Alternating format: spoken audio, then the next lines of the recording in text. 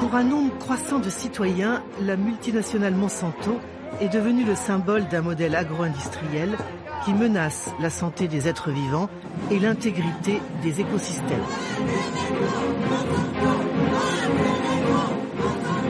Avec un chiffre d'affaires de 15 milliards d'euros, Monsanto est le leader mondial des semences transgéniques et l'inventeur du Roundup, l'herbicide le plus vendu au monde.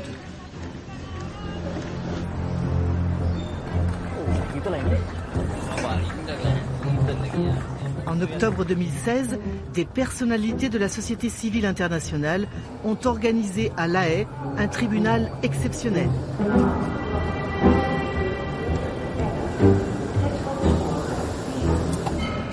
Des victimes et experts venus des 5 continents ont témoigné des dégâts sanitaires et environnementaux causés par l'entreprise américaine. Une première mondiale.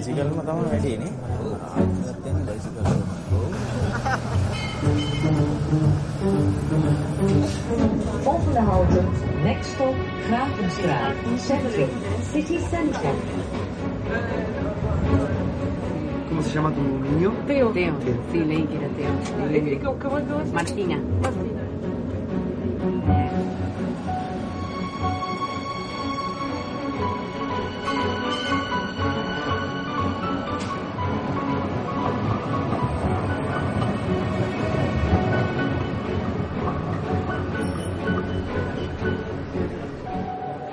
Présidé par de vrais juges, le tribunal international Monsanto n'avait pas pour mission de rendre un verdict, même symbolique. Le tribunal, please stand up. Il devait estimer si les activités de la firme sont conformes au droit international et aux principes directeurs relatifs aux entreprises et droits de l'homme adoptés par les Nations Unies en 2011. Monsanto a refusé d'être représenté ou de fournir des témoins. Mesdames, Messieurs, je déclare ouverte la première session des auditions du tribunal international Monsanto. Au nom du tribunal, je remercie tous les participants de cet événement important. Le premier groupe de témoins concerne l'impact des activités de Monsanto sur la santé humaine. J'appelle Madame Sabine Grattalou et Madame Maria-Lise Robledo de France et d'Argentine. Vous avez la parole. C'est un honneur pour moi d'ouvrir la longue marche des victimes de Monsanto. Je sais que vous allez entendre beaucoup de chiffres et de statistiques pendant les 2 jours qui vont venir. Aussi, j'ai voulu mettre un visage sur ces statistiques. Donc, je me suis permise d'apporter quelques photos que je vous transmets. Ces photos sont celles d'un petit garçon qui s'appelle Théo, qui est mon fils. Il est né avec de multiples malformations, en particulier une atrésie de l'œsophage, qui ont au total nécessité 50 opérations. Ça a été une lutte de tous les instants depuis 9 ans pour lui, pour qu'il puisse avoir une vie la plus normale possible. Nous avons une carrière d'équitation, c'est notre métier. Donc nous avons un grand espace de 700 mètres carrés pour monter à cheval, qui est en sable, et sur lequel chaque été, je passais un désherbant à base de glyphosate. Parce que j'avais vu une publicité qui disait que ce produit était le moins nocif et était biodégradable. Et donc je me suis dit que c'était le produit qu'il fallait utiliser, qui était le moins mauvais, on va dire. Le glyphosate est un herbicide total qui détruit toute forme de végétation. Il a été breveté en 1974 par la firme Monsanto qui l'a commercialisé sous la marque Roundup. Un bidon de Roundup contient en moyenne 41% de glyphosate, auquel s'ajoutent des adjuvants chimiques destinés à favoriser la pénétration du glyphosate dans les plantes.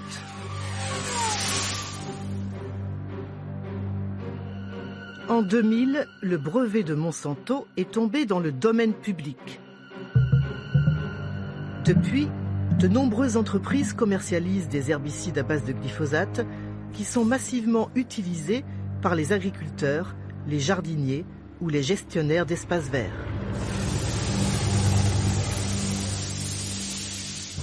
En 2016, 800 000 tonnes de Roundup ou de générique ont été déversées dans le monde.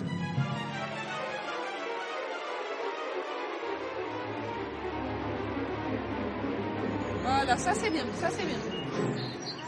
Allez, vas-y, ne laisse pas revenir là à chaque fois. Hey, c'est bien, ça fait bien. Tant mieux.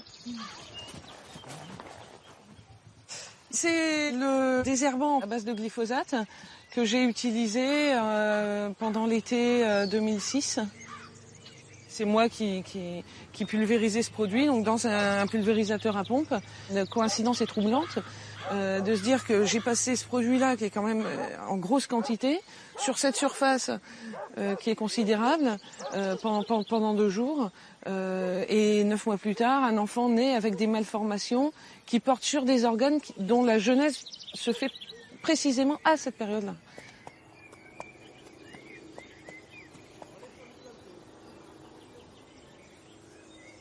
Allez, hop, on mange. Nous, on pensait qu'il y avait potentiellement un problème de santé publique. On s'est dit, on a un devoir citoyen d'alerte. Du coup, j'ai envoyé des courriers à tout le monde, président de la République, ministre de la Santé, Premier ministre, ministre de l'Agriculture. C'est vrai qu'on a tiré plusieurs sonnettes d'alarme, on a contacté plusieurs personnes qui avaient des responsabilités dans ce dossier-là et ça n'a pas bougé. Il y a une inertie qui est énorme. Mange bien, hein, c'est bien, chérie. Je trouve qu'il y a un manque dans le droit actuel. Je trouve que ce n'est pas normal que ce soit à des individus comme nous, isolés, de tirer la sonnette d'alarme. Et c'est pour ça que je suis devant vous, en espérant qu'une instance internationale sera en mesure de se saisir de ces problèmes et d'alerter la communauté. Merci. Merci beaucoup, Madame Ratalou. Maintenant, c'est à votre collègue d'intervenir. Bonjour. Je suis de Baigorita, un village de 1900 habitants situé dans la province de Buenos Aires, en Argentine.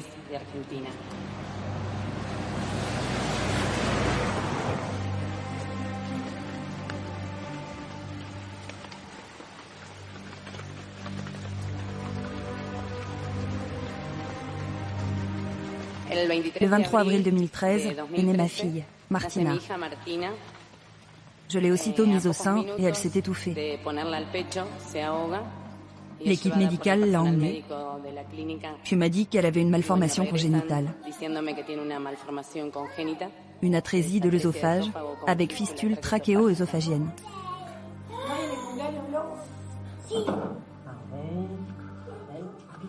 Des olives. Quand elle aime quelque chose, elle ne mange que ça.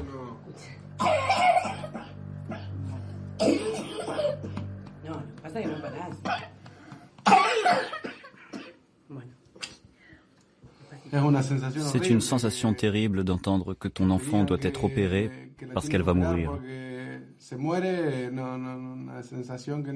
Je ne souhaite ça à personne.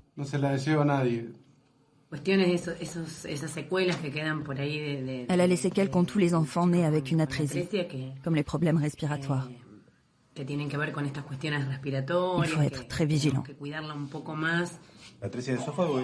Au niveau mondial, l'atrésie de l'œsophage représente une naissance sur 3500. C'est pourquoi la situation à Baigorita est exceptionnelle. Alors qu'il n'y a qu'une trentaine de naissances par an, nous avons eu 2 cas en peu de temps. Ce qui aurait dû se produire en 120 ans s'est produit en seulement 1 an.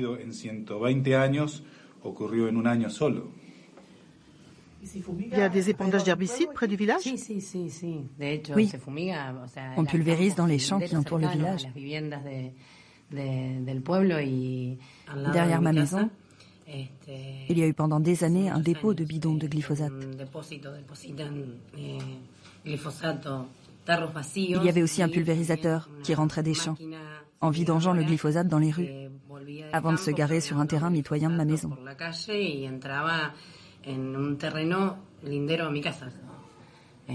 C'est très révoltant. J'ai essayé de transformer mon indignation en un combat pour la prise de conscience de cette problématique.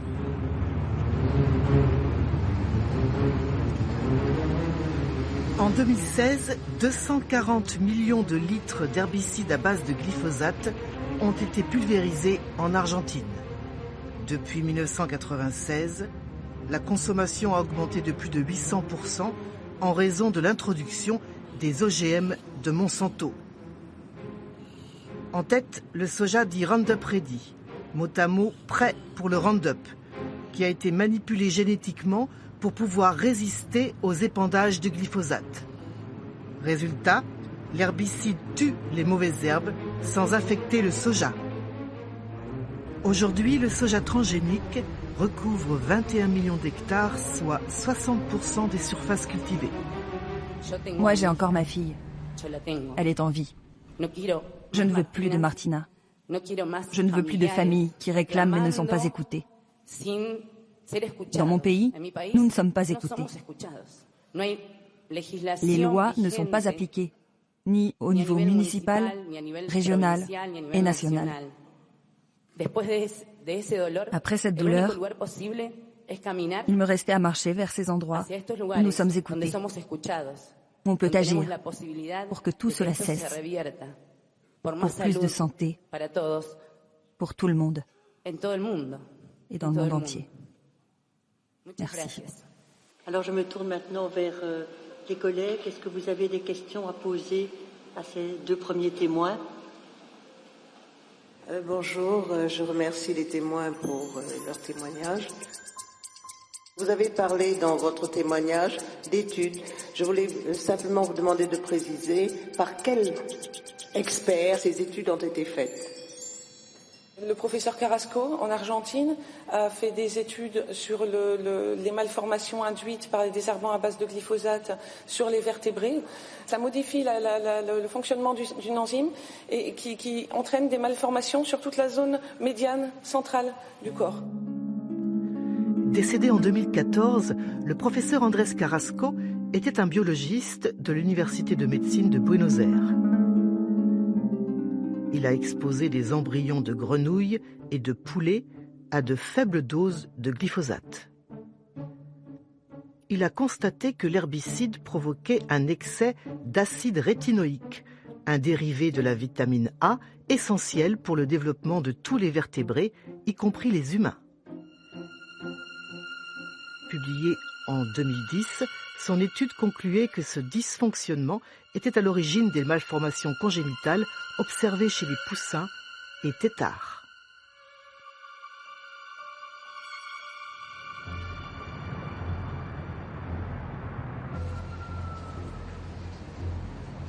Les travaux de Andrés Carrasco ont été confirmés par Rafael Lajmanovic, un autre chercheur argentin. Hola, buen día. ¿Qué hacen? ¿Cómo andan? ¿Qué tal?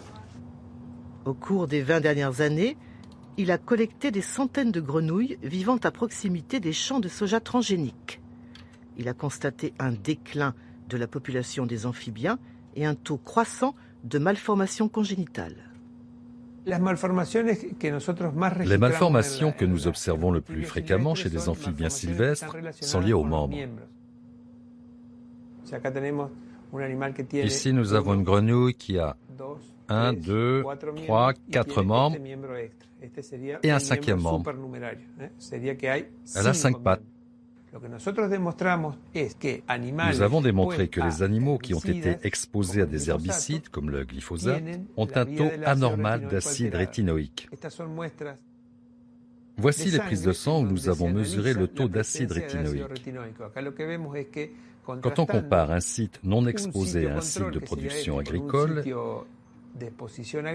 on constate qu'il y a des pics, c'est-à-dire un excès d'acide rétinoïque chez les animaux provenant des lieux exposés aux pesticides. Les résultats obtenus en laboratoire sont confirmés par ceux de la vie réelle. J'ai une question pour toutes les deux. Est-ce qu'il y avait sur les bidons de glyphosate une mise en garde concernant une exposition en tout début de grossesse? Non, les étiquettes sur les bidons de désherbants à base de glyphosate ne précisaient pas de risque malformatif ou de risque pour la femme enceinte. Merci beaucoup. Vous voulez ajouter quelque chose à la question? De plus, l'information que nous donnent les grands médias est totalement manipulée pour que l'ignorance nous maintienne dans la soumission. Et que nous soyons complices de ce modèle assassin qui ne cesse de nous rendre malades.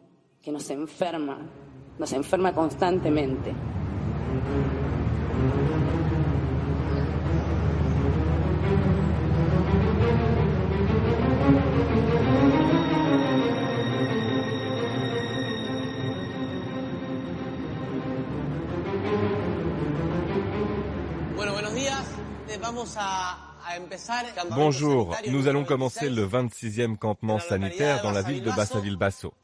C'est le plus grand campement que nous n'ayons jamais fait.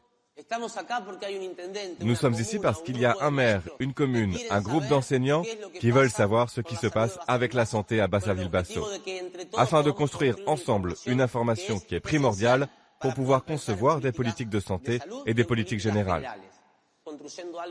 Ce que nous allons faire devrait se faire partout, mais ce n'est pas le cas. C'est pourquoi nous sommes ici.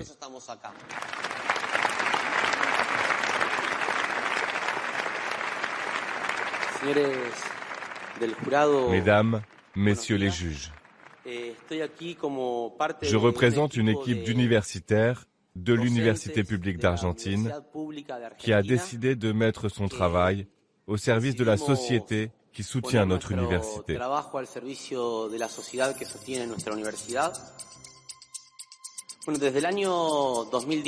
Depuis 2010, nous avons mis en place un dispositif appelé campement sanitaire.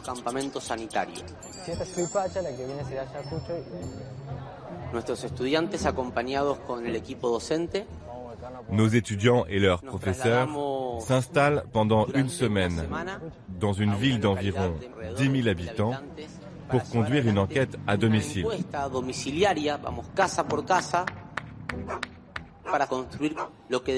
Dont le but est de construire ce que nous appelons un profil épidémiologique de morbimortalité rapporté par la communauté.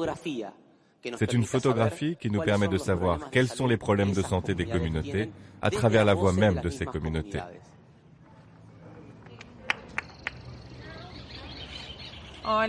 Bonjour, je m'appelle Analia. Moi, c'est Juan Carlos. Vous vivez avec qui dans cette maison? Avec ma fille et mon petit-fils. Est-ce que vous avez eu un problème de santé au cours de l'année dernière? Le petit a été opéré d'un rein. Quel était son problème de rein? Comment c'est? Un fer à cheval. Ah oui, un rein en fer à cheval. C'est une malformation congénitale. Juan Carlos, est-ce que quelqu'un est mort au cours des 15 dernières années? Oui, ma femme. Quel âge avait-elle? 56 ans. En quelle année est-elle décédée? L'année dernière. Ça fait 1 an et 4 mois. Et vous savez pourquoi? Elle avait un problème d'asthme. Et elle a eu un problème grave quand ils ont pulvérisé ici. Où s'est passée la pulvérisation? Dans le champ en face, de l'autre côté de la rue.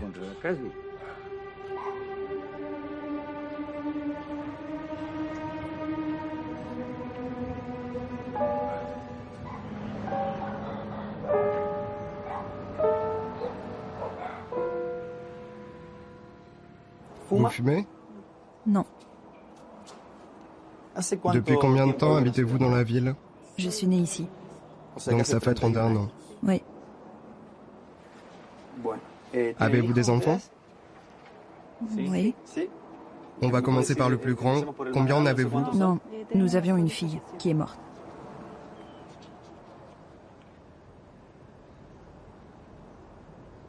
Je voudrais savoir son âge et l'année de son décès. Elle avait 12 ans. Non, 11 ans. Elle aurait eu 12 ans. Elle avait 11 ans quand elle est morte. Et c'était en 2015. Vous pouvez me dire la cause de son décès? Pneumonie et arrêt respiratoire.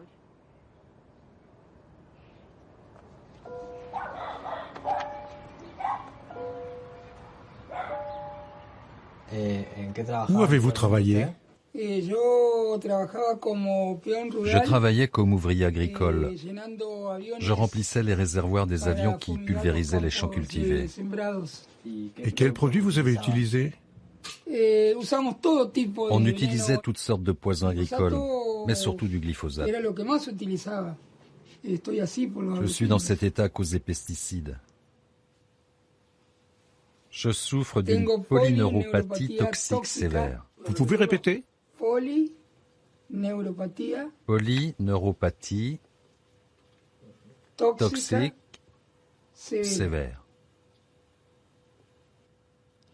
Est-ce que quelqu'un de la maison a eu une tumeur ou un cancer au cours des 15 dernières années? Mon frère aîné est décédé il y a un peu moins de 2 ans d'un cancer du foie. Je suis convaincu que c'est la même cause que moi. C'est un génocide silencieux dont je ne veux plus être complice. Et je parlerai jusqu'à mon dernier souffle. Ici, je suis un paria et le seul qui ose parler de ce problème.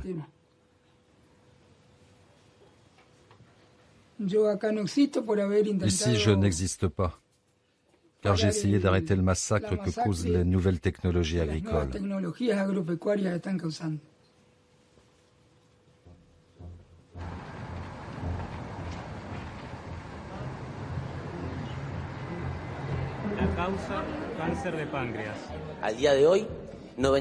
À ce jour, 96 874 personnes de 4 provinces ont accepté de participer à notre enquête. Est-ce qu'il y a une source de pollution dans la ville? Oui. Laquelle? Les pulvérisations de pesticides. Ce qui nous a frappé, c'est que ces problèmes de santé n'avaient pas toujours existé dans ces villes. Le changement dans les types de maladies ou des causes de mortalité coïncide avec l'installation, dans les territoires où sont situées ces villes, d'un modèle technologique de production agro-industrielle de plantes transgéniques dépendantes et addictes au glyphosate. L'année 1996 est une année charnière pour l'apparition de la plupart de ces problèmes de santé.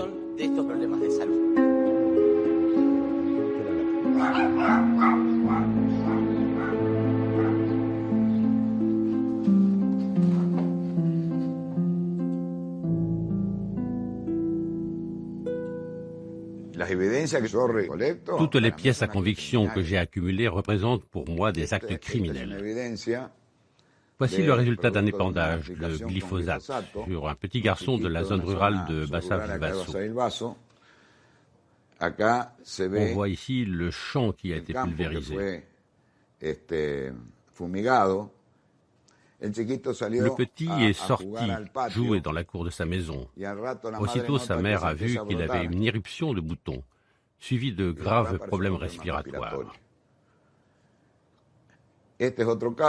Voici un deuxième exemple d'une fille de 12 ans. Elle m'a raconté que ces lésions sont apparues après avoir traversé un champ de soja qui avait été arrosé au glyphosate.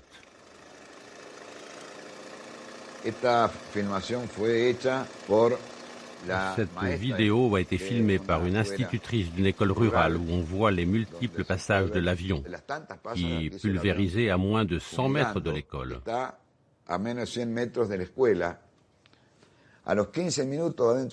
15 minutes après, les enfants ont commencé à sentir les symptômes. Pour moi, le responsable principal, c'est le gouvernement national, qui en 1996, après un simple décret ministériel, qui n'a même pas été signé par le président et sans aucune loi approuvée par nos députés, a autorisé la commercialisation du paquet technologique de Monsanto. Ce fut le début de notre grande tragédie.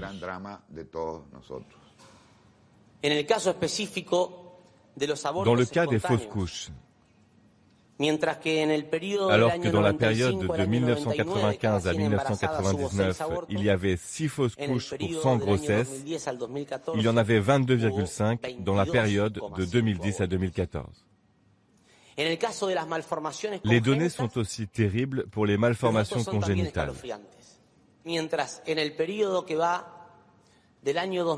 Alors qu'entre 2000 et 2004, il y en avait 8,8 pour 1000 enfants nés vivants. De 2010 à 2014, le taux était de 17,9 pour 1000.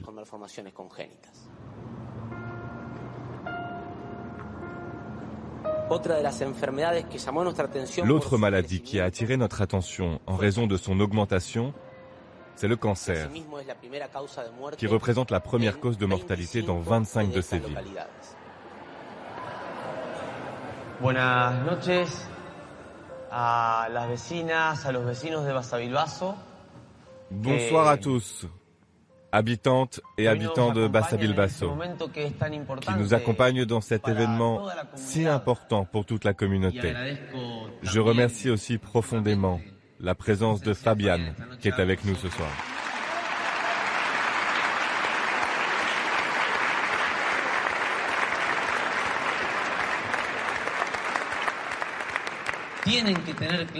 Vous devez tous comprendre que ce que nous sommes en train de construire ensemble dans le cadre de l'université publique, c'est une nouvelle manière de faire de la politique, en privilégiant les besoins des gens.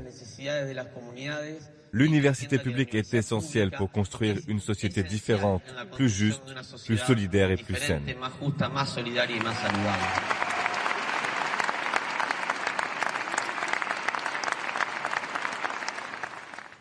Honorable juge,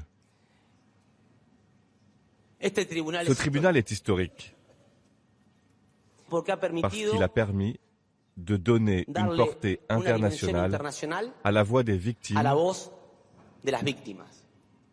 qui malheureusement dans ce système sont obligées de prouver qu'elles sont bien des victimes. Honorable juge, ils nous ont imposé un écocide et nous sommes ici pour le dénoncer. Merci.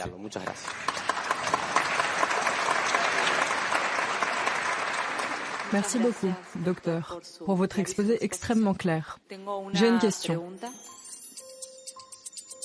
Vous avez très bien expliqué que nous avons besoin de preuves scientifiques. Comment ces produits agissent-ils sur la santé? Pour ne pas rester dans les seules données statistiques, j'aimerais que vous nous expliquiez un peu le mode d'action. Il existe des preuves scientifiques et des études publiées qui montrent, par exemple, que le glyphosate agit en altérant l'expression de certains gènes. Ce que la science nous dit dans ses laboratoires, ce que les mères nous disent de leurs enfants, ce que les paysans voient dans leurs fermes, nous le constatons aussi dans nos territoires. Merci beaucoup. Je vais vous laisser 2 livres qui comprennent toutes les données que nous avons collectées.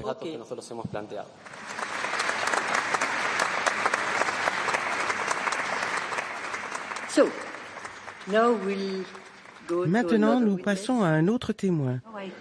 J'appelle Madame Christine Shepard et Monsieur Timothy Litzenburg des États-Unis d'Amérique. Vous avez la parole.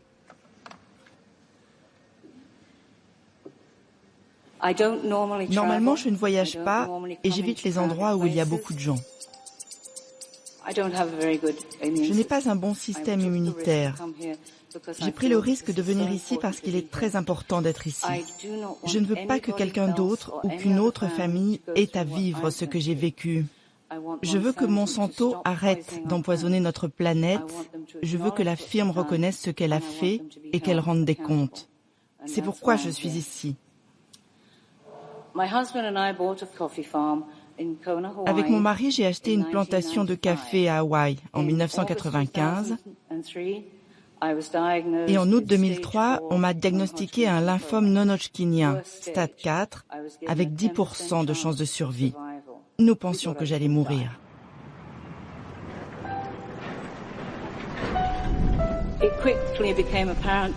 Très vite, nous avons compris que nous ne pourrions pas garder notre exploitation. C'était terrible d'avoir à vendre la plantation, mais nous n'avions pas le choix. Notre assurance privée ne couvrirait jamais le coût des traitements pour un lymphome non-hodgkinien. Je suis officiellement en rémission. Mais je souffre actuellement des effets secondaires des traitements.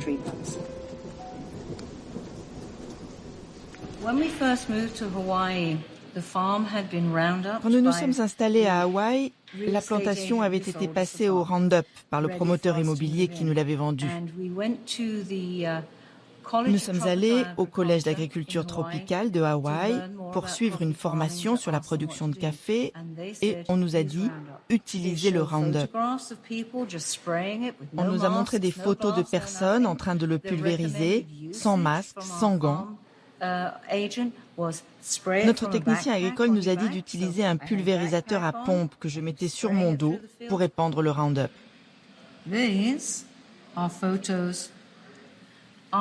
Voici des photos prises après une application de Roundup.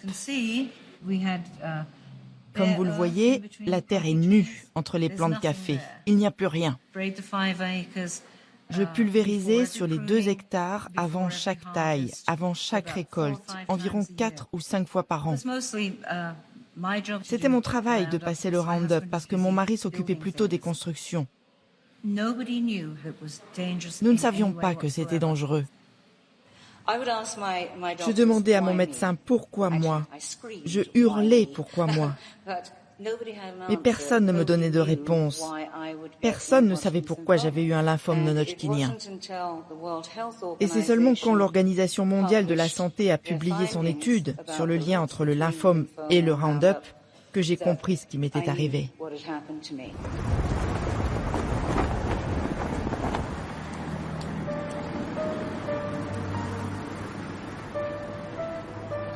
Dans le domaine du cancer, le cirque est une référence internationale.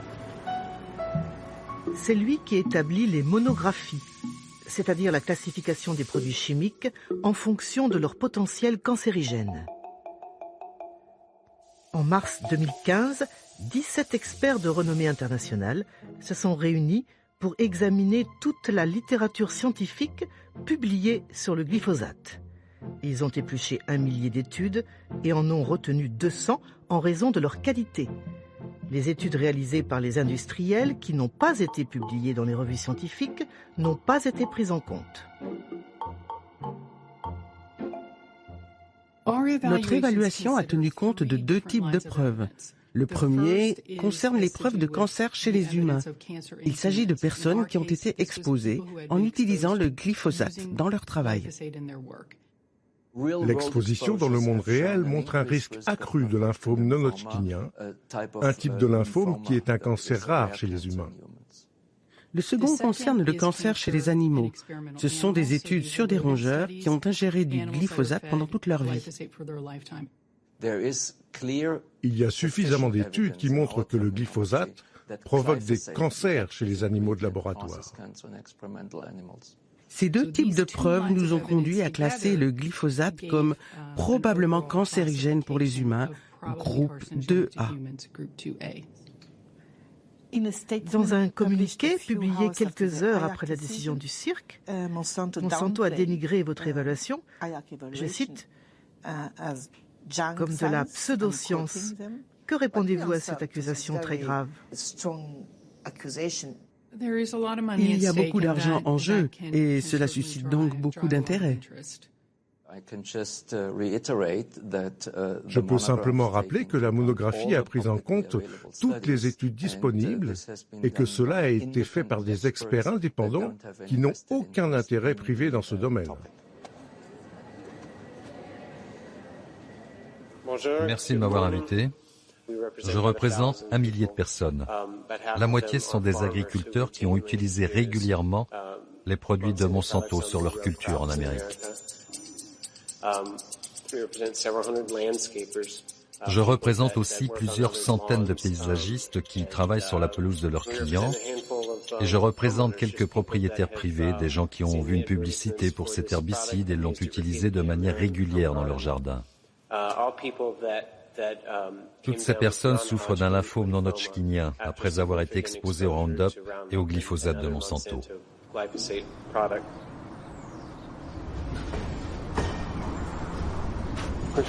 Christine a été ma première cliente. Elle va être la première à avoir son procès en Amérique. Elle aura un jury composé de citoyens américains qui décideront s'il est convenable que Monsanto lui verse des réparations pour sa maladie, à elle et à tous les autres. Bonjour, j'ai rendez-vous avec Timothy. Bonjour, bienvenue dans la société Miller. Ravi de vous voir. Moi aussi, comment allez-vous? Désolée, je ne sers pas de main en raison de mon système immunitaire. Oh, pardon, j'avais oublié. Suivez-moi, nous allons faire le tour de votre dossier.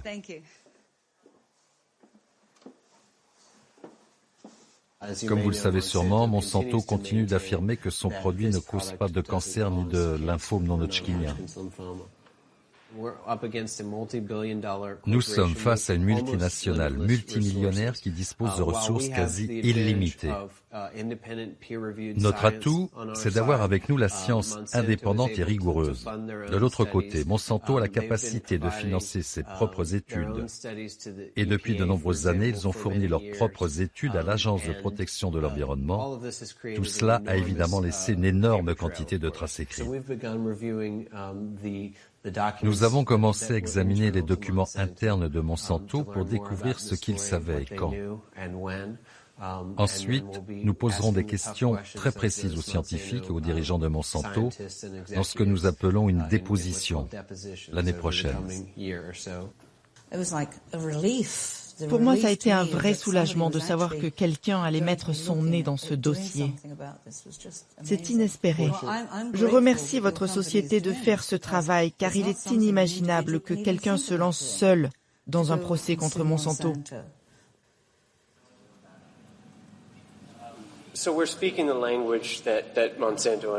Nous parlons un langage que Monsanto comprend. C'est même le seul langage que Monsanto et les autres multinationales comprennent, celui de l'argent et du profit. Cela ne va sûrement pas rendre leur cœur meilleur, mais ça va les toucher là où ça fait mal.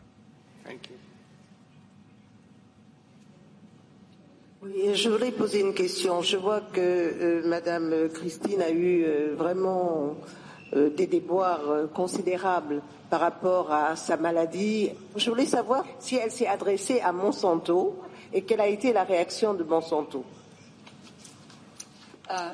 Non, je ne me suis pas adressée directement à Monsanto. Ils ne m'écouteraient pas. Je n'ai pas les poches assez pleines pour m'attaquer à eux. Je serais ruinée financièrement avant même que le procès commence. C'est impossible de faire ça toute seule. J'ai besoin d'aide.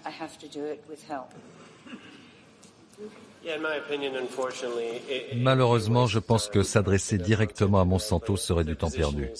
Leur position est que le glyphosate n'est pas cancérigène. En Amérique, ils le commercialisent comme pratiquement non toxique. Ce sont leurs mots. Ils disent même qu'il est aussi inoffensif que du sel de table. De fait, on trouve sur le site de Monsanto France un document intitulé « Coupons l'herbe sous le pied à quelques idées reçues ». À la page 8, on peut lire ceci.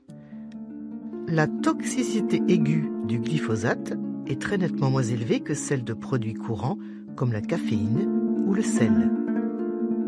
Sur quelle étude se fonde Monsanto pour affirmer une chose pareille ?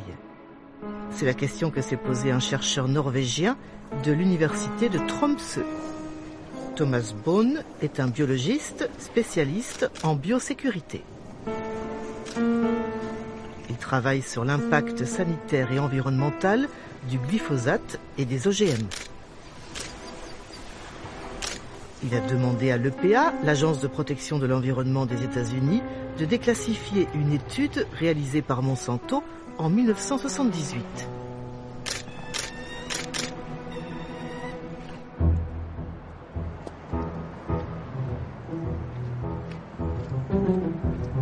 Ce test avait montré qu'il fallait 930 mg de glyphosate par litre d'eau pour tuer en 48 heures la moitié d'une population de Daphnia magna, avec cette conclusion pratiquement non toxique.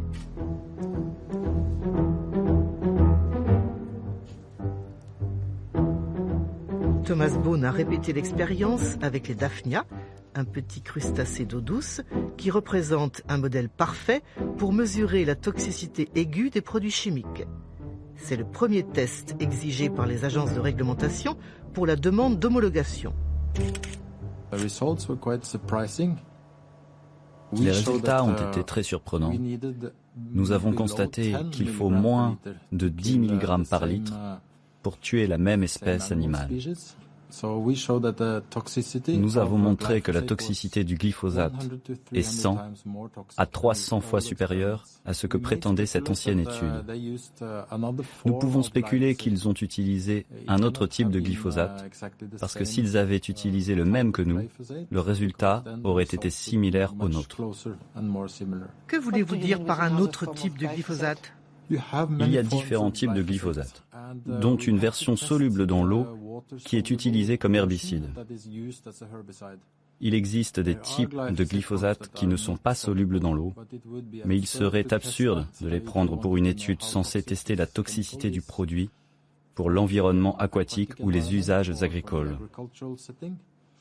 Ce que je peux dire, c'est que nous avons testé le bon type de glyphosate et qu'il est beaucoup plus toxique que ce qui a été affirmé en 1978. Le caractère pratiquement non toxique du glyphosate a été repris partout depuis cette époque. Je vais parler en espagnol. Merci pour vos témoignages. J'ai deux questions.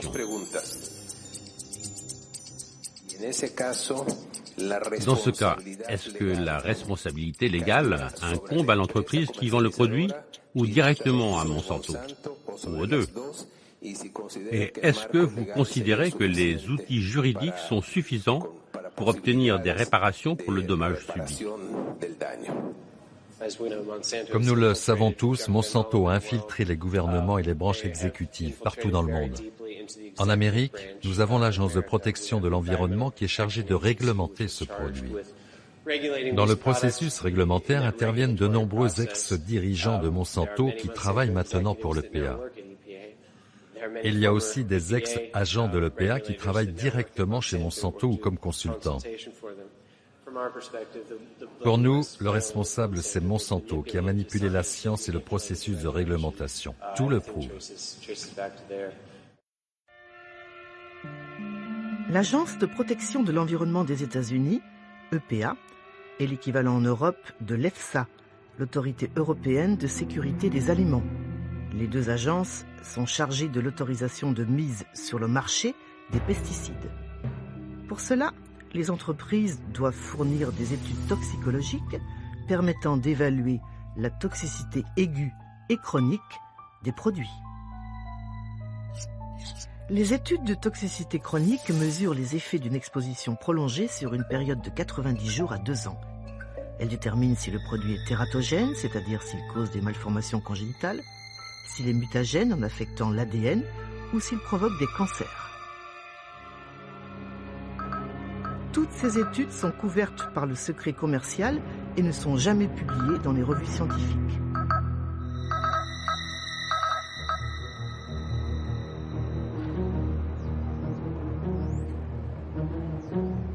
Aux États-Unis, un dispositif baptisé Freedom of Information Act permet à chaque citoyen de demander la déclassification de documents administratifs.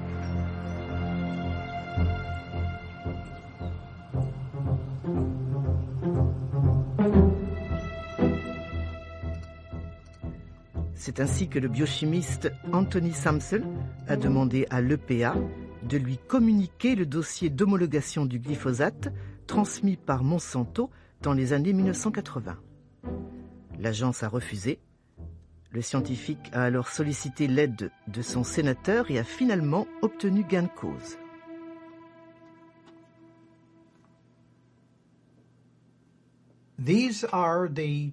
Voici les documents secrets de Monsanto que Monsanto a transmis à l'EPA pour l'homologation du glyphosate. Chaque page a été estampillée avec cette phrase « Contient des informations confidentielles et couvertes par le secret commercial de la société Monsanto ». Est-ce que ces études ont montré que le glyphosate causait des cancers? Oui, Monsanto a constaté différents types de cancers. J'ai résumé toutes les données de Monsanto dans des tableaux pour qu'on puisse voir les différents cancers qui ont été causés par le produit. Par exemple, des sarcomes et leucémies lymphoblastiques ou dans les tissus sous-cutanés, tous ces types de cancers. Ça, c'était pour les mâles. Je peux vous montrer pour les femelles. Les cancers affectaient le cerveau, le cœur, les poumons, le foie. Monsanto a fait d'excellentes études. J'ai été impressionné par la qualité de leur travail. Mais ils ont caché toute cette information.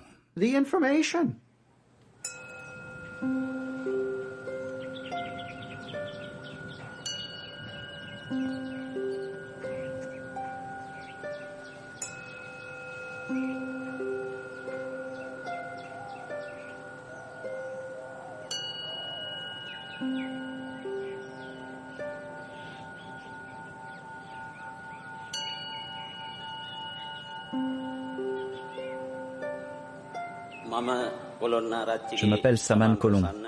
Je viens de Padavia, au Sri Lanka.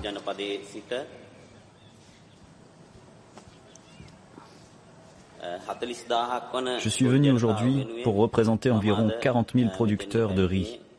Et je vais parler des dégâts causés par les produits toxiques comme le Roundup.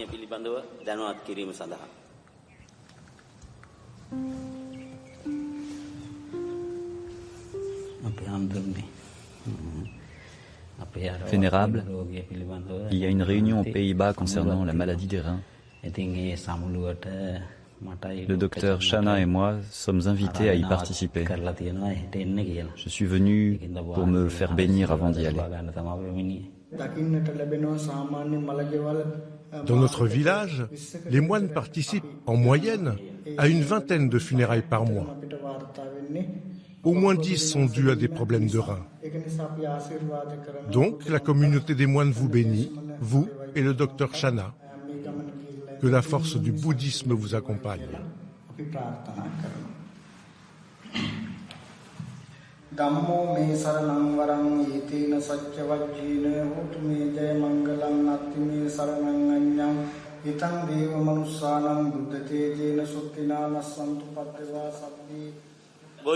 Nous, les producteurs de riz,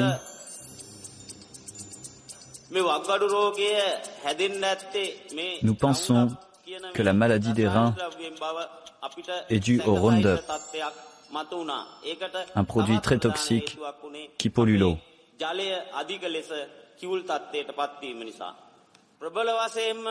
La maladie des reins affecte particulièrement les hommes, qui sont les piliers économiques de la famille.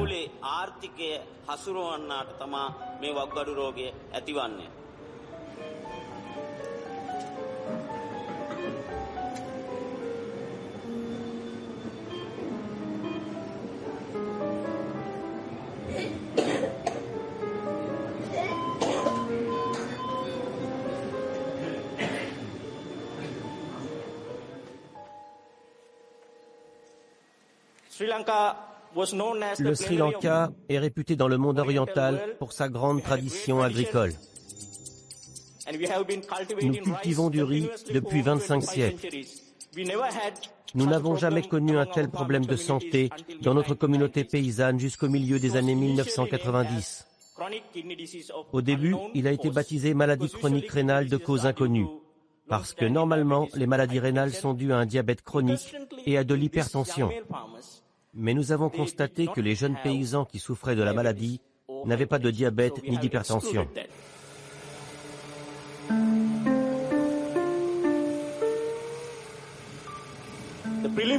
Nous avons conduit une première étude épidémiologique pour identifier les patients ainsi que leurs caractéristiques cliniques.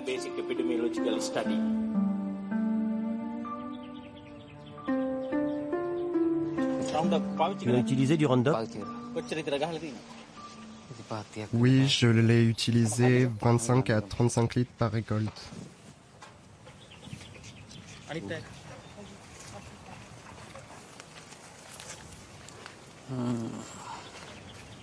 C'est ici votre rizière? Oui, ce n'est pas la saison, mais c'est ici.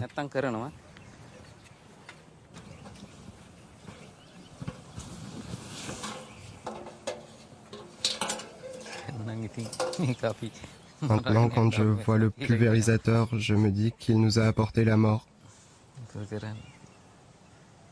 Alors qu'on voulait simplement gagner notre vie.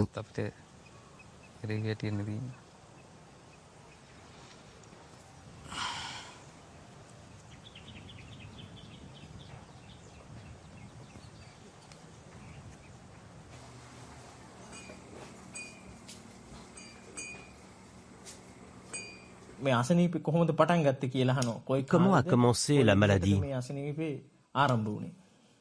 Il y a 5 ans, j'ai eu des maux de tête pendant plusieurs mois. J'avais des brûlures quand j'urinais, j'avais mal au dos. Généralement, la maladie rénale agricole est diagnostiquée dans un stade avancé parce qu'elle n'a pas de symptômes spécifiques. Quand les signes cliniques apparaissent, les fonctions rénales sont déjà détériorées à plus de 60 ou 65%. D'après nos données, les patients meurent dans les 4 à 8 ans qui suivent le diagnostic.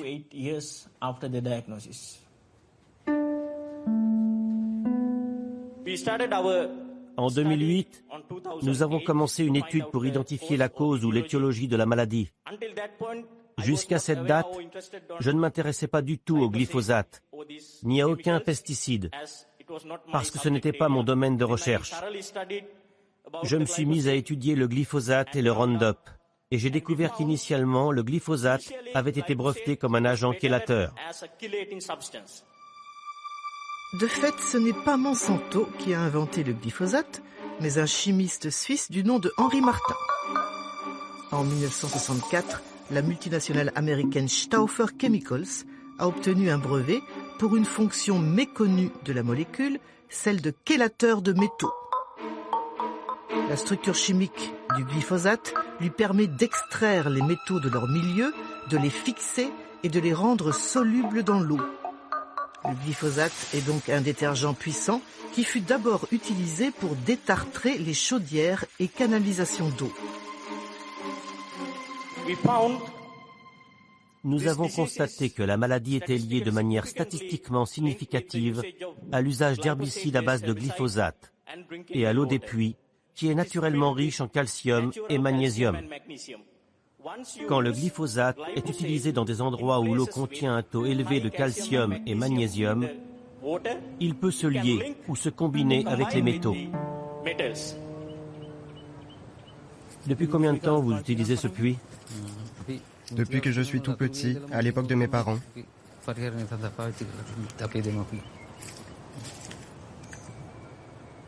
On ne boit plus l'eau, mais on l'utilise pour le reste. Pourquoi? Pour se laver ou laver les vêtements. Est-ce qu'il y a d'autres personnes qui ont bu l'eau de ce puits et qui sont malades? Dans ma famille, il y a ma grande sœur. Avant de se marier, elle habitait avec nous et buvait l'eau du puits. Elle est tombée malade et elle est morte à cause de la maladie des reins.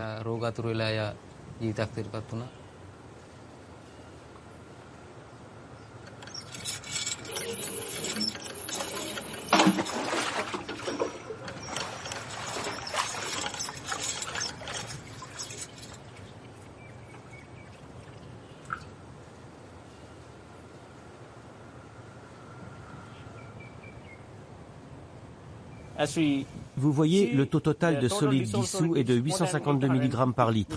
C'est très élevé. Normalement, dans l'eau de table, c'est moins de 20 mg. Il y a des solides naturels comme le magnésium et le calcium. D'autres proviennent des rizières, comme les résidus des engrais et pesticides chimiques, comme le cadmium, chrome, nickel, cobalt, tous des métaux lourds. Avec le glyphosate, cela forme un complexe stable qui se fixe dans la nappe phréatique. Si vous buvez cette eau, ces résidus pénètrent dans votre corps. Le complexe glyphosate-métaux est beaucoup plus toxique pour les reins que le glyphosate ou les métaux lourds séparément. Vous avez décrit l'interaction du glyphosate avec certains types d'eau. Savez-vous si Monsanto était au courant de cette interaction et si la firme a émis une mise en garde? Elle savait très bien que le glyphosate peut se combiner avec les métaux, car le premier brevet concernait son pouvoir de chélation. C'est indiqué sur les bidons vendus aux agriculteurs des États-Unis, mais pas sur ceux vendus à nos paysans. Nous avons conduit une étude clinique et biochimique.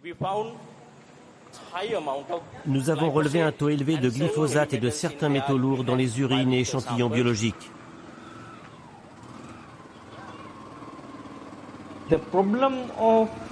L'épidémie de maladies rénales n'est pas la seule conséquence des herbicides à base de glyphosate. Tout notre environnement est affecté. Si vous voulez voir un exemple idéal d'écocide, alors venez dans la province centrale du nord du Sri Lanka. Pas de doute, c'est un écocide. Moi et Saman, qui vous représentent, nous irons aux Pays-Bas le 14 octobre. Si vous avez des choses à dire par rapport à vos difficultés, allez-y. Saman le dira là-bas. Autrefois, quand on allait avec notre père dans les rizières, on trouvait dans les canaux des poissons grands comme ça, qu'on rapportait à la maison. Il n'y a plus de grenouilles, plus de crabes, de mangoustes, de sauterelles, plus rien. Quand dans une famille l'homme tombe malade, qu'est-ce qui se passe? Mon mari est mort il y a 8 ans. Et moi, j'ai la maladie des reins depuis 5 ans. Au niveau économique, c'est vraiment très difficile.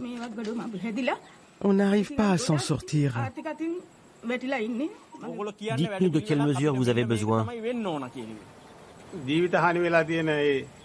Nous demandons pour les gens malades et pour leurs familles que les entreprises payent une indemnisation et qu'elles versent une somme d'argent jusqu'à la mort des victimes.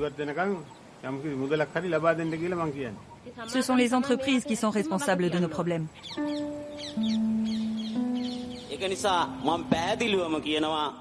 Je dis clairement que c'est l'entreprise Monsanto qui nous a donné le Roundup, un véritable poison qui a causé des dégâts économiques et sociaux et détruit nos vies.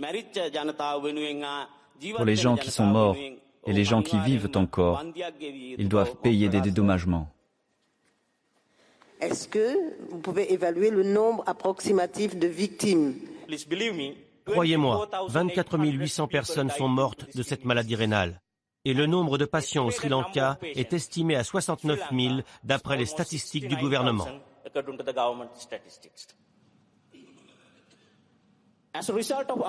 Après la publication de notre étude, le gouvernement du Sri Lanka a décidé d'interdire les herbicides à base de glyphosate. Nous sommes une petite nation, mais nous avons fait notre part. Je demande à toutes les nations de suivre l'exemple du Sri Lanka. Merci beaucoup.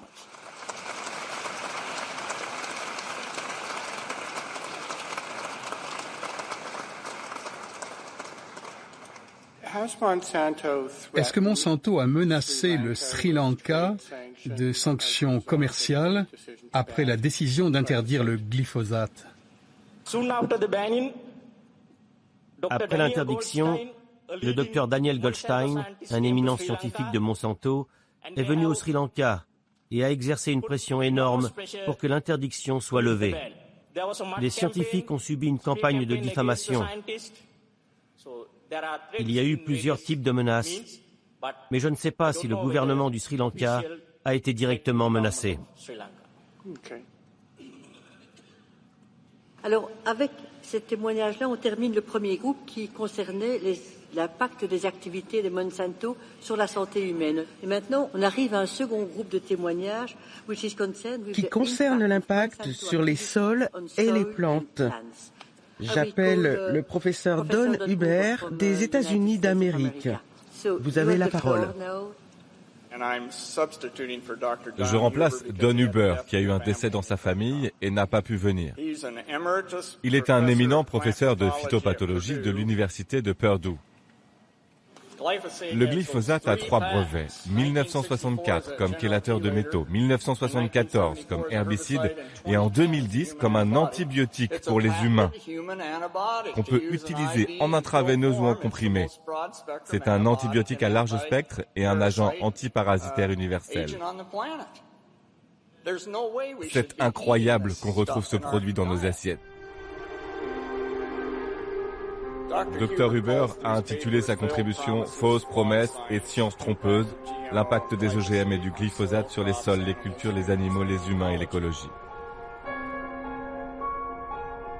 Les États-Unis représentent le premier producteur d'OGM au monde, avec plus de 75 millions d'hectares cultivés. Toutes ces cultures sont arrosées plusieurs fois par an de Roundup, comme ici, dans ce champ de maïs transgénique malade. D'après une étude publiée par Don Huber, l'utilisation massive du glyphosate depuis plus de 20 ans a provoqué la prolifération de 40 maladies.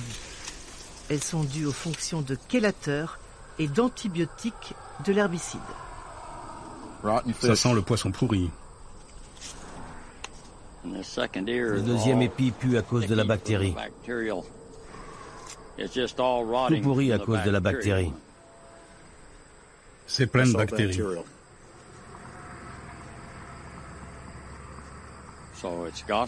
C'est la flétrissure bactérienne. Pendant longtemps, cette maladie ne posait pas de problème économique, car elle était limitée à quelques comtés dans l'est du Nebraska et l'ouest de l'Iowa. Mais maintenant, avec les biotechnologies, elle est partout en Amérique du Nord. Si nous revenons la semaine prochaine, il est possible que le champ soit complètement mort, comme après un coup de gel qui détruit tout. Le glyphosate pulvérisé a séquestré et mobilisé tous les minéraux essentiels, en particulier les micronutriments, le cuivre, le manganèse, le zinc, dont la plante a besoin pour pouvoir se développer. Le glyphosate est un chélateur de minéraux très puissant. Est-ce que ces plantes souffrent d'une déficience en minéraux? Oui, c'est une déficience en minéraux provoquée. À cause du glyphosate, nous avons des plantes malades et des superbactéries.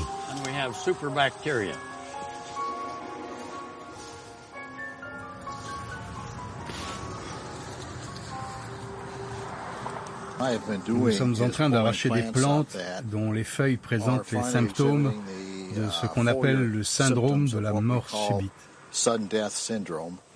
C'est une maladie causée par un champignon de la famille des fusariums. Les feuilles ressemblent à une peau lépreuse de grenouille et les tissus internes deviennent marrons.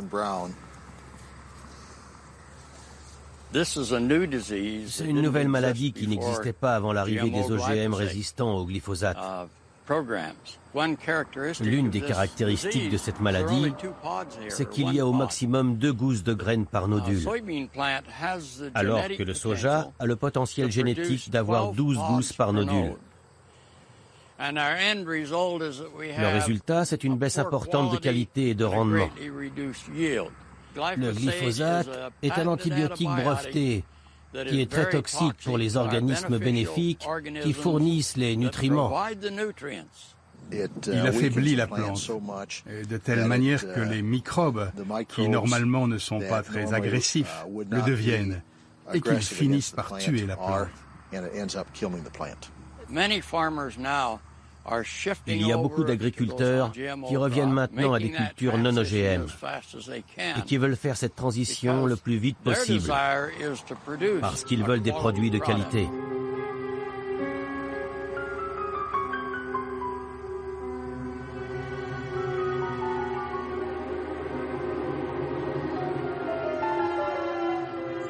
Le glyphosate affecte les sols, affecte les plantes, affecte les animaux et nous affecte nous. C'est un écocide à large spectre.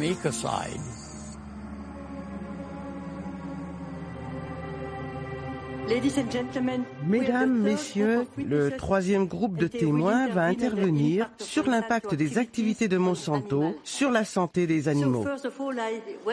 Je salue le Dr Art Denham des États-Unis d'Amérique. Je vais vous parler des risques accrus pour la santé animale dus à l'usage d'herbicides à base de glyphosate. L'agriculture représente la base de l'existence de toute société. La santé des sols, la santé des plantes, la santé animale et la santé humaine sont toutes liées et interdépendantes. Si nous voulons un système durable, il faut garder cela à l'esprit.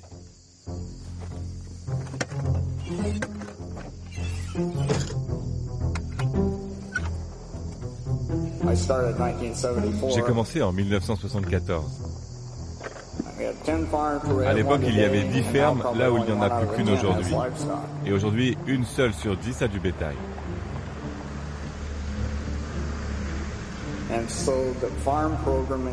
Le ministère de l'Agriculture encourage la production de maïs et de soja, les grandes monocultures avec moins d'agriculteurs.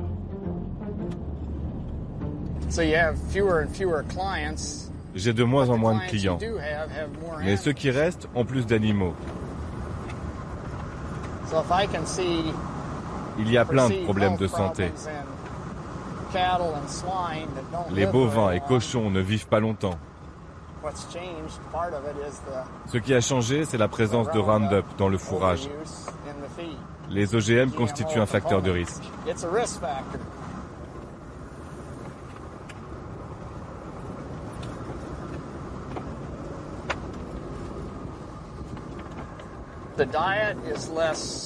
Les aliments sont plus pauvres en minéraux.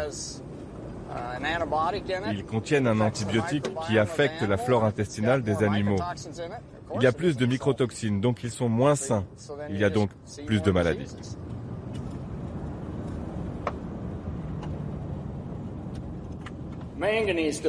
La déficience en manganèse. Cette déficience est apparue massivement en 2006, d'abord dans les élevages de porcs, puis de vaches laitières et allaitants.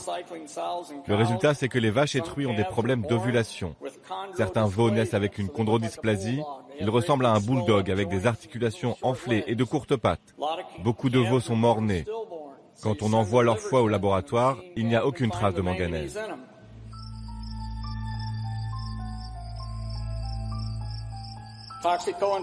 Des maladies infectieuses comme le botulisme. Autrefois, on pensait que le botulisme provenait d'aliments avariés. Mais maintenant, avec le glyphosate dans le fourrage, on voit du botulisme aux États-Unis et beaucoup ne savent pas bien le diagnostiquer.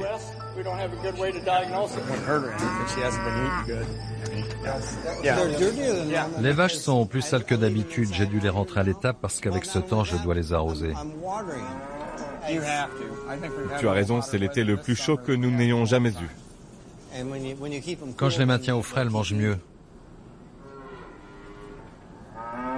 Nous avons eu la neurotoxine du botulisme ici. Oui, et on a perdu des vaches. Quels étaient les symptômes? Tous les symptômes. La diarrhée, la constipation, les troubles de la langue. Elles ne pouvaient pas boire, ni manger. Et quand elles se baissaient, elles ne pouvaient pas ouvrir la bouche. Elles allaient très mal. Quel est le lien entre le botulisme et les herbicides à base de glyphosate? Le glyphosate est un antibiotique à large spectre. Il faut 5 à 10 parts par million pour tuer la bactérie Clostridium botulinum, mais il en faut seulement 0,1 par million dans notre intestin pour tuer les organismes bénéfiques qui empêchent la bactérie de proliférer. Vous avez arrêté de nourrir vos vaches avec des OGM, c'est vraiment mieux? Ah oui, vraiment mieux. Je ne veux plus que du maïs conventionnel qui ne contient pas le gène du Roundup. Je suis dégoûté par le système. Si vous voyez du bétail infecté qui ne vit pas plus que 3 ou 4 ans, qu'est-ce que ça nous fait à nous? Oui, il y a tellement de choses inconnues, pas étudiées. Je suis très inquiet pour notre santé.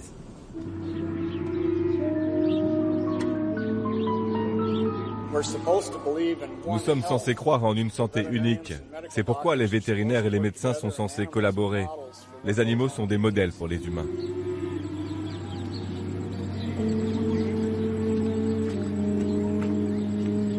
Thank you very much, Mr. Dunham. Maintenant, j'appelle Monika Kruger d'Allemagne.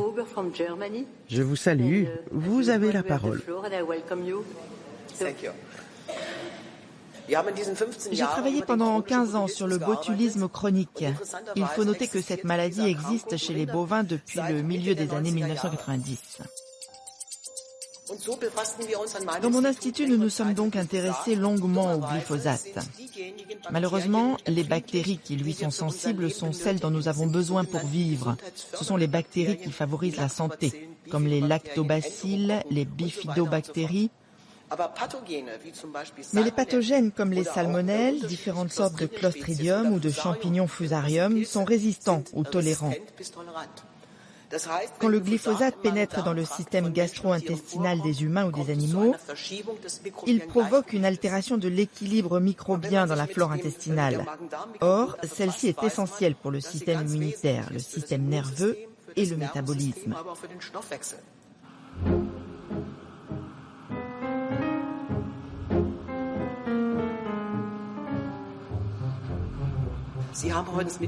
Vous avez entendu aujourd'hui qu'on produit du soja transgénique au Brésil, en Argentine et aux États-Unis et qu'il est exporté vers l'Europe.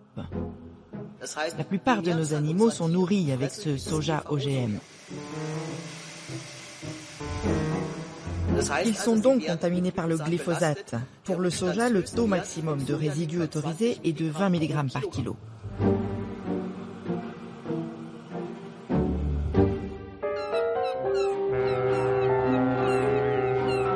L'Europe importe chaque année 38 millions de tonnes de soja transgénique en provenance d'Amérique du Sud et du Nord. Les tourteaux de soja servent à nourrir les poules, les vaches et les cochons des élevages industriels.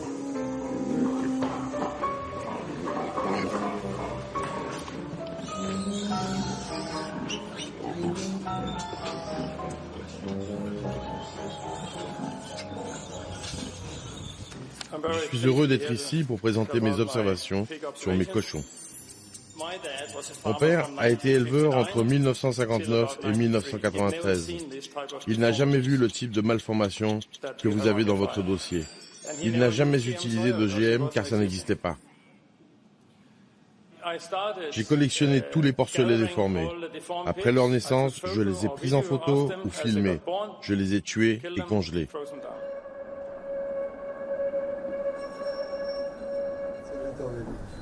Au bout de 2 ans, j'avais une énorme base statistique de 32 000 cochons, ce qui est impossible dans une étude universitaire.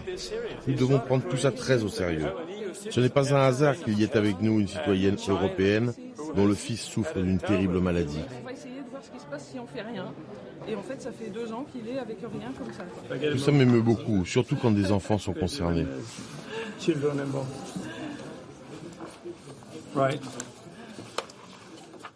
En 2 ans, nous avons eu 124 porcelets déformés.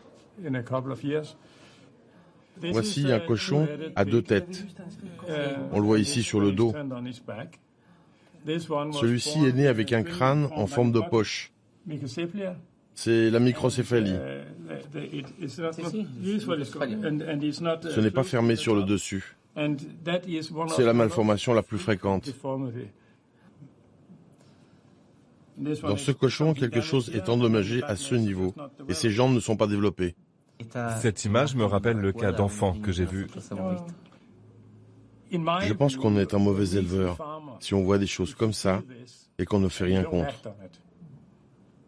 Oui, ça me touche beaucoup. Je vais me ressaisir. Le fait qu'on soit là tous les trois, pour moi, c'est juste quelque chose d'incroyable, quoi. Parce que, en début d'année dernière, je tombe sur un reportage à la télé qui me montre que même à des faibles doses, les petits cochons de Hib avaient aussi des malformations. Quand j'ai vu ce reportage, tout le monde voyait des petits cochons malformés. Moi, qu'est-ce que je voyais? Je voyais Théo. Je voyais ce qui était arrivé à Théo. Hib est venu à Leipzig. Il nous a apporté une quarantaine de porcelets. Nous les avons autopsiés, nous avons analysé leur cerveau, leur foie, leurs reins et même leurs muscles. Et nous avons trouvé du glyphosate dans tous les tissus. Hib a aussi constaté que plus la concentration en glyphosate était élevée, plus le nombre d'animaux avec des malformations était élevé. Je pense qu'il y a une corrélation étroite entre ce qui arrive aux cochons et aux humains. J'ai changé la nourriture en passant au non-OGM. Et 2 jours plus tard, mon chef d'élevage m'a dit que l'impact sur la santé était déjà visible. Nous avions d'énormes problèmes de diarrhée dans l'élevage qui ont immédiatement disparu. Comme ça. Les truies ont retrouvé l'appétit, elles mangeaient mieux, avaient plus de lait et pouvaient allaiter plus de petits. Les ulcères et les hémorragies se sont aussi arrêtés. C'est crucial, parce que mes cochons avaient un niveau de glyphosate dans leurs aliments qui était au-dessous de ce qu'ont les citoyens européens dans leur assiette. C'est ridicule de ne pas interdire le Roundup.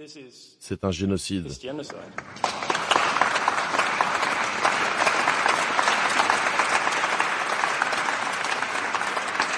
Merci beaucoup pour votre présentation. Une seule question. Est-ce qu'il y a un contrôle administratif ou légal du soja qui est donné aux animaux?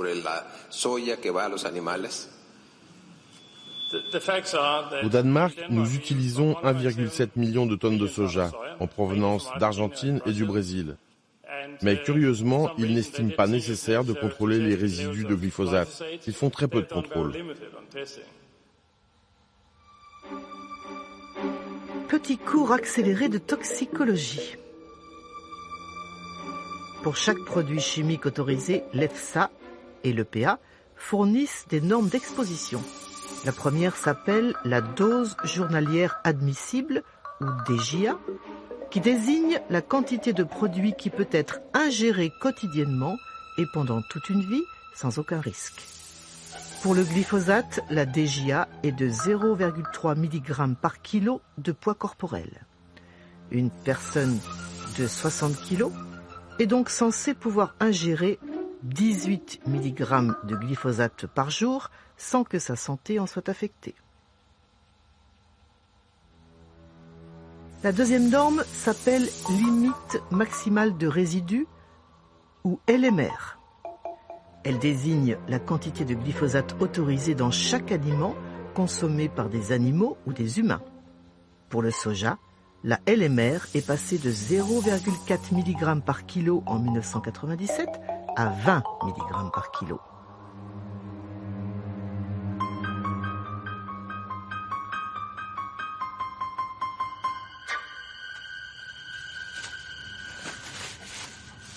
Pour Thomas Bonne, les normes du glyphosate sont beaucoup trop élevées.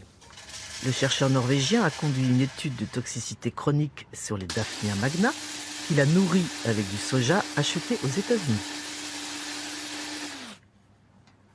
Le premier lot était bio. Le deuxième était transgénique avec en moyenne 9 mg de glyphosate par kilo de graines. Dans le troisième, il y avait du soja conventionnel, c'est-à-dire ni bio, ni transgénique. Nous avons constaté des différences dans l'espérance de vie. Les animaux nourris avec du soja transgénique, et particulièrement avec un taux élevé de glyphosate, ont vécu moins longtemps. La mortalité était plus élevée et le taux de reproduction plus bas. La meilleure performance a été obtenue avec le soja biologique. Les Daphnia ont vécu plus longtemps et leur progéniture était plus nombreuse.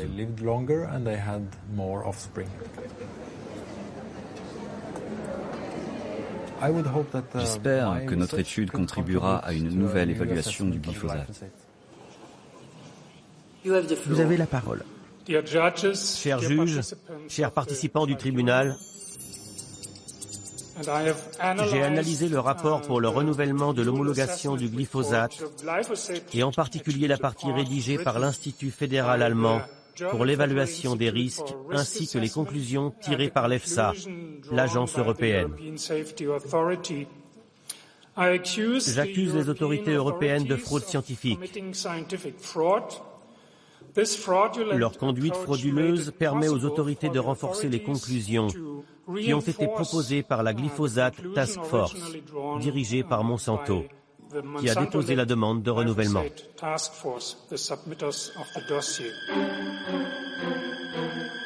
Petit retour en arrière. En 2015, l'Europe devait renouveler l'homologation du glyphosate, une procédure obligatoire qui a lieu tous les 10 ans. Pour cela, l'EFSA a demandé au BfR, l'agence de réglementation allemande, de rédiger un rapport préliminaire. Les experts allemands ont consulté toutes les études disponibles sur l'herbicide ainsi qu'une synthèse réalisée par la Glyphosate Task Force qui regroupe 20 industriels sous l'auspice de Monsanto. C'est sur la base du rapport fourni par le BfR que l'EFSA a conclu en novembre 2015 que le glyphosate n'était pas cancérigène et qu'il pouvait donc être maintenu sur le marché. Cette décision a provoqué la colère de 96 scientifiques internationaux qui ont rédigé une lettre au commissaire européen en charge du dossier, avec en tête Christopher Portier, un expert américain de renommée mondiale. Nous avons considéré que les conclusions que le BfR et l'EFSA ont présentées dans leur rapport étaient frauduleuses d'un point de vue scientifique. Pourquoi ? Parce qu'ils ont utilisé des procédures inadaptées. Ils ont ignoré des preuves scientifiques capitales. Ils ont aussi ignoré la méthode avec laquelle ils auraient dû évaluer les preuves scientifiques. Et ils ont tenu compte d'études qui ne sont pas pertinentes pour l'évaluation qu'ils devaient faire. Pourquoi ont-ils fait cela ? Je ne sais pas pourquoi ils ont fait ça, mais ce que je peux dire, c'est qu'ils l'ont fait, et que d'un point de vue scientifique, c'est une fraude.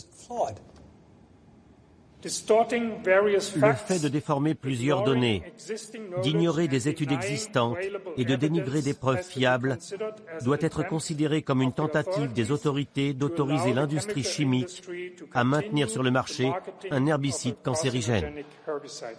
Ma question c'est pourquoi ? Pourquoi cette conspiration ? Qu'est-ce qui se passe ?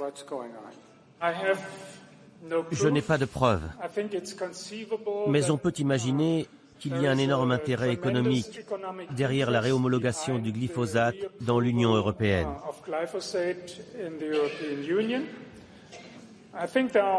Il y a aussi une autre raison. L'Institut allemand pour l'évaluation des risques a déclaré le glyphosate comme sans danger en 2002. Donc ce pourrait être un peu gênant pour lui d'avoir à changer d'avis, alors que la majorité des études étaient déjà disponibles à l'époque.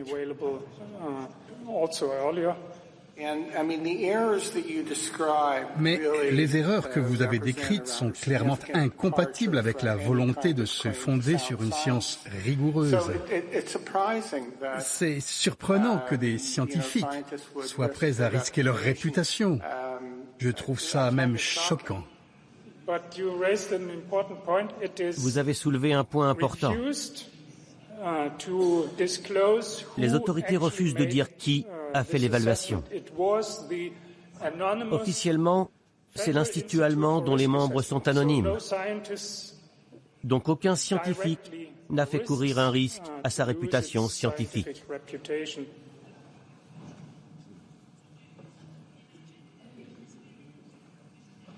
Bien. Ladies and gentlemen. Mesdames, Messieurs, nous sommes arrivés à la fin des auditions du tribunal international Monsanto. Donc, merci à vous tous. Alors, qu'est-ce que nous allons faire maintenant? Parce que tout n'est pas fini, bien sûr. Eh bien, tout d'abord, nous allons délibérer. Nous allons vérifier si les activités de Monsanto dans le domaine du droit à un environnement sain du droit à l'alimentation, du droit à la santé, du droit à l'information sont en conformité avec les instruments juridiques qui sont les nôtres, et qui sont les vôtres, qui sont notre patrimoine commun, puisque ce sont des textes de portée universelle.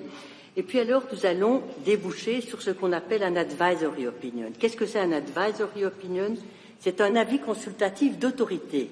Et donc, l'objectif, c'est de permettre à des avocats, à des juges, à des tribunaux d'aller plus loin sur les questions de responsabilité, sur les questions de réparation. Toutes choses qui, évidemment, doivent être abordées, qui sont indispensables. Et le second objectif, c'est faire progresser le droit international des droits de l'homme, notamment sur le crime d'écocide. Le crime d'écocide que l'on voudrait peut-être un jour voir inscrire dans le statut de Rome. Donc voilà, c'est tout ce que je voulais vous dire maintenant.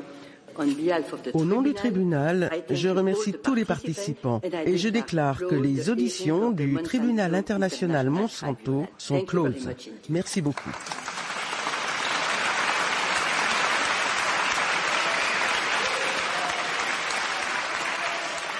Les juges ont rendu leur opinion juridique le 18 avril 2017 à La Haye.